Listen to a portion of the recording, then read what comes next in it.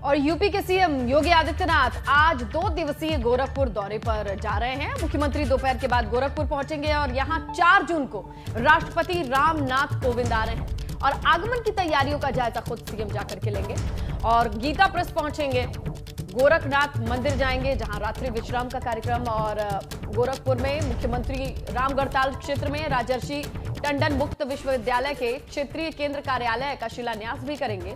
बाबा गंभीरनाथ प्रेक्षागृह में लोगों को संबोधित भी करेंगे। कल यानी सोमवार सीएम हर बार की तरह परेशान लोगों की समस्याएं सुनेंगे, जनता दरबार लगाएंगे। इसके बाद वो संत कबीर नगर के मगहर का निरीक्षण करेंगे। यहां भी राष्ट्रपति आने वाले हैं और अधिकारियों के साथ समीक्षा बैठक करने वाले हैं। तो देखिए, बहुत सारे कार्यक्रम हैं, सारी योजना तैयार है। 2 दिन का दौरा है मुख्यमंत्री योगी आदित्यनाथ का। अब आगे बढ़ते हैं। सहारनपुर के देवबंद में जमीयत उलेमाए हिंद का सम्मेलन आज भी जारी रहेगा। आज सुबह 9 बजे से दोपहर 1 बजे तक ये सम्मेलन चलेगा और इसके बाद बैठक खत्म हो जाएगी। आज भी कई अहम मुद्दों पर जमीयत की बैठक में चर्चा होगी और इससे पहले कल हुई मीटिंग में मुसलमानों को लेकर 3 प्रस्ताव पारित किए गए, जिसमें इस्लामोफोबिया से लेकर विधि आयोग की 267वीं रिपोर्ट की सिफारिशों पर एक्शन लिया गया। जो 3 प्रस्ताव पास हुए हैं उनमें साल 2017 में प्रकाशित लॉ कमीशन की 267वीं रिपोर्ट में सिफारिश की गई है कि हिंसा पर उकसाने वालों को सजा दिलाने के लिए अलग कानून बनाया जाए, इस पर तुरंत कदम उठाया जाए। इसके अलावा सभी धर्मों के बीच आपसी सद्भाव का संदेश देने के लिए संयुक्त राष्ट्र की ओर से इस्लामोफोबिया की रोकथाम का अंतर्राष्ट्रीय दिवस हर साल 14 मार्च को मनाने के प्रस्ताव पर भी मुहर लगी है।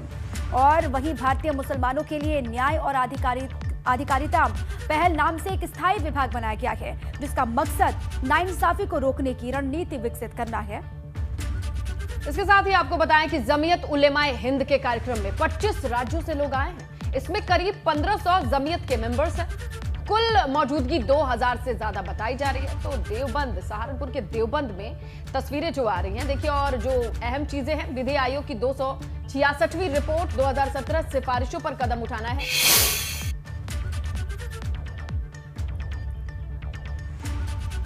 तो देखिए, जमीयत उलेमाए हिंद के प्रमुख महमूद मदनी सम्मेलन में भावुक हो उठे। उनका कहना यह है कि बेइज्जत होकर खामोश हो जाना कोई मुसलमानों से सीखे। इस बात पर उन्होंने कहा कि हमारे देश में हमें ही अजनबी बना दिया गया है। महमूद असद मदनी ने अखंड भारत पर बात करते हुए निशाना साधा। उन्होंने कहा कि वो अखंड भारत की बात करते हैं। मुसलमानों के लिए आज राह चलना मुश्किल हो गया है। ये सब्र का इम्तिहान। मौलाना महमूद मदनी इस वक्त हमारे साथ बातचीत के लिए मौजूद हैं। सर आज आप भावुक हो गए थे स्टेज पे, काफ़ी सारी बातें आपने कही।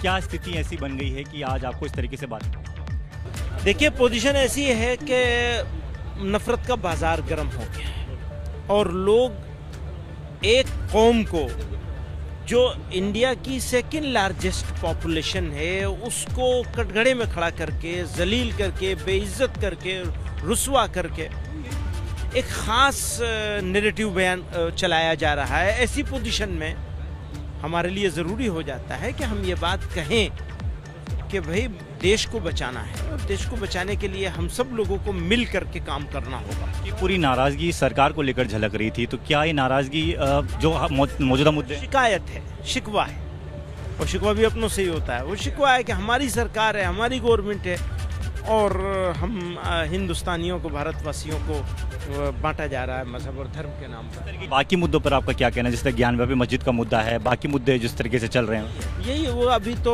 वो आ जाएगा हमारी रेजोल्यूशन में, उसके बाद ही कह सकेंगे कि हम अकेले नहीं है ना, पूरी ऑर्गेनाइजेशन है, तंजीम है, वो फैसला करेगी।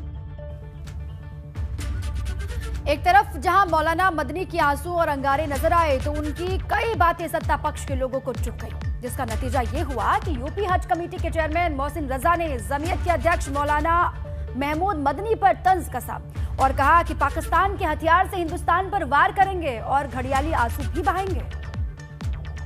जमीयत उलेमाए हिंद के अध्यक्ष मौलाना महमूद मदनी पाकिस्तान के प्रधानमंत्री इमरान खान का रोना जो यूएन में रोया था उन्होंने, उसको आगे बढ़ाने का काम उनके इशारे पर हिंदुस्तान में कर रहे हैं। इस बैठक में यह साफ निकल कर आ गया, इसके प्रमाण मौजूद हैं। तो इसलिए आप पाकिस्तान के हथियार से हिंदुस्तान पर वार करेंगे और घड़ियाली आंसू भी बहाएंगे। इन आंसुओं पर कोई आपके नरम होने वाला नहीं है और ना कोई मरहम लगाने वाला है।